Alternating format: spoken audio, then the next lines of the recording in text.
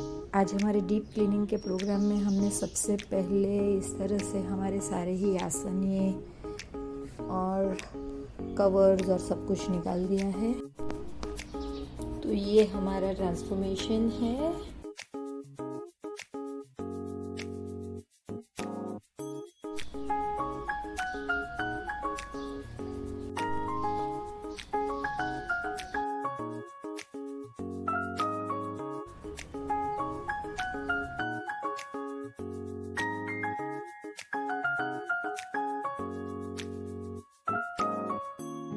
तो आज हमारे फ्रिज का रीस्टॉकिंग डे भी था। मटन, चिकन, फिश स्टॉक कर लिया है। मैं इसे क्लीन कर हमें जितना चाहिए उतने ही पोर्शन में अलग अलग डब्बों में स्टॉक कर लेती हूँ, ताकि जब हमें ज़रूरत पड़े हम सीधा ही फ्रीज़र से निकाल कर थॉ कर यूज़ कर सकें।